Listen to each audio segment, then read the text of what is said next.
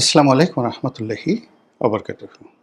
সম্মানিত দর্শক, বাংলাদেশের রাজনীতি ক্রমশ জটিল থেকে জটিলতর হয়ে যাচ্ছে। রাজনীতির কোনো হিসাব মেলানো যাচ্ছে না। আর যেটাকে পলিটিক্যাল ম্যাথমেটিক্স বলে, রাজনীতির অঙ্ক। সে অঙ্ক যখন খুব স্বাভাবিক নিয়মে চলে এবং মানুষ যখন ভুল না করে, তখন যিনি অঙ্ক করছেন তিনি বলে দিতে পারে যে আসলে ফলাফলটা কী হচ্ছে। রাজনীতির প্রায় প্রতিটি উপসর্গ এবং অনুসর্গ একে অপরের সঙ্গে এমনভাবে কন্ট্রাডিক্ট এবং কনফ্লিক্ট করছে।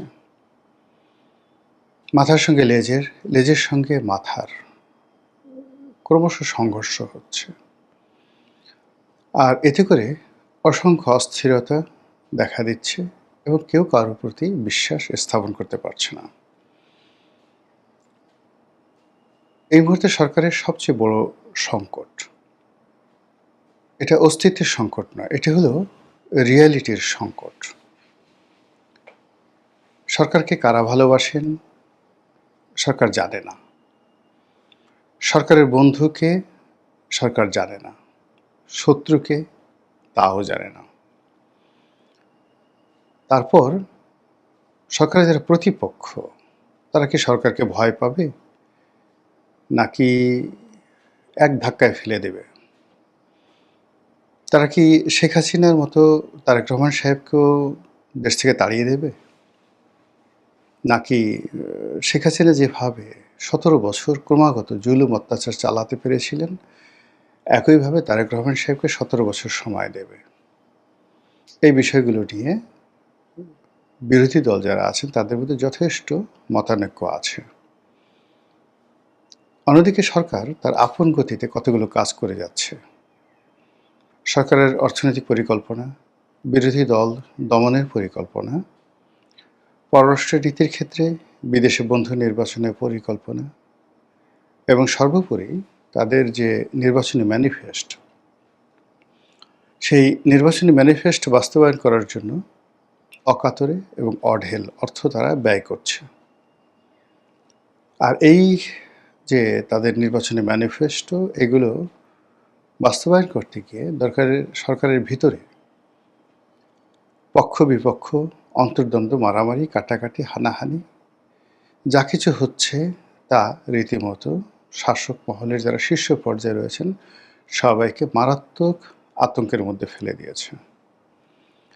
আপনি ধরুন, রাউজানে যে নির্মম হত্যাকাণ্ডটি হলো, যারা এর দ্বারা ক্ষতিগ্রস্ত হয়েছেন তারা সবাই বলার চেষ্টা করেছেন যে এইরকম হত্যাকাণ্ড, এরকম নির্মমতা এবং নিষ্ঠুরতা শেখ হাসিনার জমানাতে 17 বছরে হয়নি। তারা আরও বলার চেষ্টা করেছেন যে এ কাজ শেখ হাসিনা সাহস পায়নি।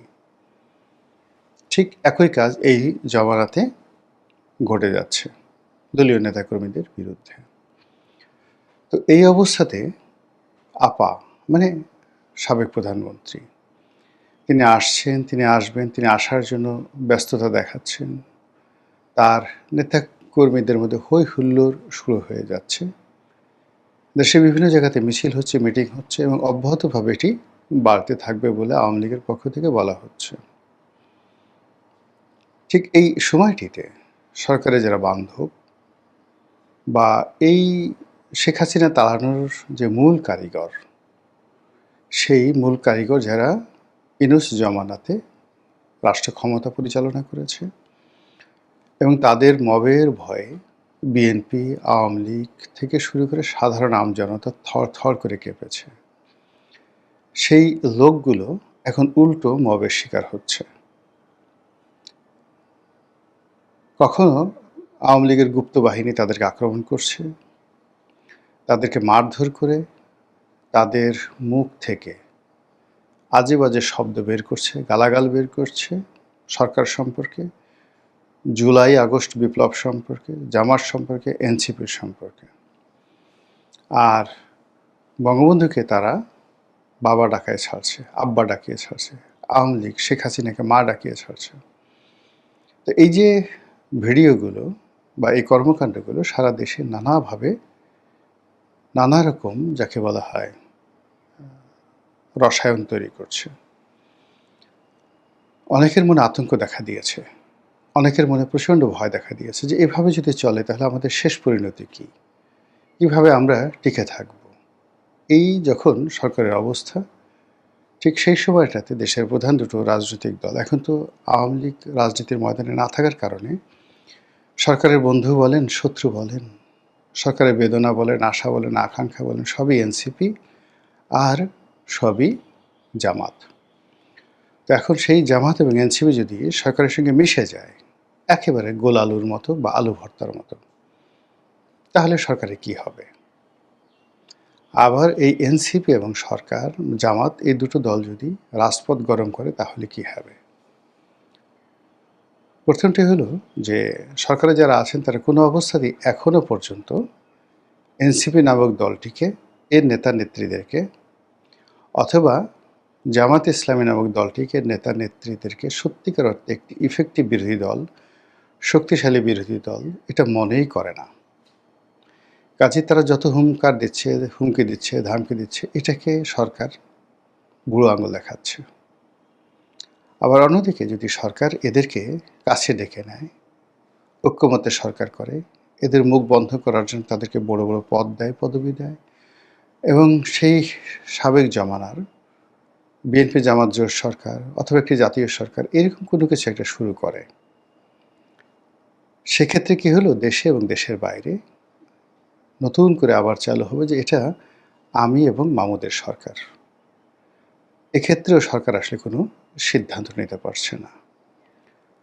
ফলে সরকারের সঙ্গে এনসিপির বা বিএনপির সঙ্গে এনসিপির, বিএনপির সঙ্গে জামাতের যে পর্দার আড়ালে যে সকল কথাবার্তা হয়েছিল ইউনূস জামানাতে, সেই কথাগুলোর একটির বাস্তবায়ন ঘটতে দেখা যাচ্ছে না। আর এই কারণে এনসিপি এবং জামাত ক্রমশ তাদের ধৈর্য হারিয়ে ফেলেছে। তারা অনেক ক্ষেত্রে কূটনীতির আশ্রয় নিচ্ছে, অনেক ক্ষেত্রে নিজেদের যে ক্ষোভ সেটাকে তারা উগড়ে দিচ্ছে, অনেক ক্ষেত্রে তাদের সাথে যদি কারো সম্পর্ক থাকে এরকম আওয়ামী লীগের যারা নেতাকর্মী আছে তাদেরকে নানা রকম পিন্স, ডুইট, এগিয়ে যাও, আমরা আছি। এটা যে হচ্ছে না এটা কিন্তু বলা যাচ্ছে না। এদিকে আওয়ামী লীগ এবং বিএনপি আগামীতে যে রাজনীতি, সেই রাজনীতিতে দুটো দল যদি মুখোমুখি হয় আর এনসিপি আর জামাত যদি মাঠে না নামে, যদি পেছন দিক থেকে তালি মারে, তাহলে কি হবে? এখানে একটা বিষয় বলে রাখা দরকার যে গত দুটো বছরে, বিশেষ করে ইউনূস জামানাতে, এনসিপির যারা নেতৃবৃন্দ, সমন্বয়ক যারা আছেন তারা যে ক্ষমতা দেখিয়েছেন, দাপট দেখিয়েছেন, এটি মূলত সরকারের ডিজায়ার অনুযায়ী ইনু সাহেব চেয়েছিলেন। আর ইনু সাহেবের সেই ডিজায়ারকে পরিপূর্ণতা দেওয়ার জন্য ডিসি, এসপি, টিওনো থেকে শুরু করে সকল রাষ্ট্রের প্রশাসন যন্ত্র পুরোটাই এই সমন্বয়কদের সঙ্গে, এনসিপির সঙ্গে, জামাতের সঙ্গে তারা খেলেছে। ফলে তাদের সবারই নবস একেবারে ক্ষমতায় আমরা চলে গেছি, আমরাই দেশের মালিক, আমরাই হর্তাকর্তা, আমাদের কথায় সব কিছু হবে, আমরা থানা পুড়িয়ে দিয়েছি, আমরা ক্যান্টনমেন্ট উড়িয়ে দিতে পারি, আমরা শেখ হাসিনাকে তাড়াতে পেরেছি, তোমাকে তাড়াতে আমাদের 2 মিনিট সময় লাগবে, টিনের সেলের কাউয়া, ফজলু আমার অমুক। এ সকল গালিগালাজ, এ সকল মব, এ সকল জিনিস করতে করতে তাদেররা এমন একটা জায়গাতে চলে গিয়েছিল, ফলে এই নতুন পরিবেশ এবং পরিস্থিতিতে সরকার যে প্রশাসন যন্ত্র, সরকারি কাজকর্ম থেকে শুরু করে বিচার সালিশ যা কিছু আছে সব কিছু তাদের যে নিজের আওতায় নিয়ে নিয়েছে, এতে করে জামাত এবং এনসিপির মন ভেঙে গিয়েছে। তারা হয়তো এমন কিছু করার চেষ্টা করছে যে চেষ্টার ফলে সরকার নিজেদেরকে মনে করছে অসহায়। তারা হয়তো এমন কিছু করার চেষ্টা করছে যেটি সরকারের বিরক্তি তৈরি করেছে। তারা হয়তো এমন কিছু করার চেষ্টা করেছে যেগুলো সরকারকে মনে করছে যে এদেরকে এখনই আসলে থামানো দরকার। এবং রাষ্ট্রের যে গোয়েন্দা সংস্থাগুলো রয়েছে, আপনারা জানেন যে প্রধানমন্ত্রীর সঙ্গে সরাসরি ডিজিএফআই, এনএসআই তাদের যারা প্রধান, তাদের সরাসরি নিয়মিত বৈঠক হয়, কোনো ভায়া মিডিয়া নয়। এই দুটো প্রতিষ্ঠান সরাসরি প্রধানমন্ত্রীর অধীন। তো সেই প্রধানমন্ত্রীকে যারা রিপোর্ট দিচ্ছে, নিঃসন্দেহে তারা এমন কিছু দিচ্ছে যার ফলে প্রধানমন্ত্রী মনে করছে এদেরকে ভাতে মারব, এদেরকে পেটে মারব, এদেরকে জলে স্থলে অন্তরিক্ষে এমনভাবে অন্তরীণ করে রাখব যেন এরা একটি শব্দ করতে না পারে। আর এ সমস্ত কাজ করার জন্য যেটি দরকার সেটি হলো কারো অর্থনৈতিক মেরুদণ্ড, ব্যাকবোন ভেঙে দেয়া। শেখ হাসিনা এই কাজটি খুব সুকৌশলে করতে পেরেছিলেন। শেখ হাসিনা ইসলামী ব্যাংককে দখল করে নিয়েছিলেন। জামায়াত ইসলামের আরও যত রকম প্রতিষ্ঠান রয়েছে সমস্ত প্রতিষ্ঠানের উপর তিনি রীতিমতো রাষ্ট্রযন্ত্রের স্টিম রোলার চালিয়েছিলেন। তো শেখ হাসিনার সেই যে কর্মকাণ্ডগুলো, এগুলো কি শুরু হয়েছে? এগুলো কি চলছে? শেখ হাসিনা যেভাবে সফল হয়েছেন, বর্তমান সরকার কি সেভাবে সফল হবে? শেখ হাসিনার জমানাতে যেভাবে সব কিছু মেনে নেওয়া হয়েছিল, বর্তমান জমানাতে কি সেগুলো মেনে নেওয়া হবে? আদ্দিন হাসপাতাল, তারপর ইসলামী ব্যাংক, এই দুটো প্রতিষ্ঠানে যা কিছু হয়েছে তার সঙ্গে কি আপনি অতীতের কোনো কর্মকাণ্ডের মিল পাচ্ছেন? নাকি নেহায়েতই একেবারে ধারাবাহিক যে কাজ সরকার জনকল্যাণে করে সেরকম কাজকর্ম তারা করে যাচ্ছে? তো এই সকল বিষয়াদি নিয়ে সরকার এবং বিরোধী দলের মধ্যে যেমন টানাপোড়েন চলছে, একই সঙ্গে বিরোধী দলের যে নৈতিক মনোবল এবং তাদের যে ক্ষোভ বিক্ষোভ, মনোবল ভেঙে পড়ছে, ক্ষোভ বিক্ষোভ বেড়ে যাচ্ছে। আর সেটি সরকারকে কেমন বিপদে ফেলে সেটি এখন দেখার বিষয়। মহান আল্লাহ আমাদের সবাইকে হেদায়েত দান করুন এবং হেফাজত করুন। আসসালামু আলাইকুম ওয়া রাহমাতুল্লাহি ওয়া বারাকাতুহু।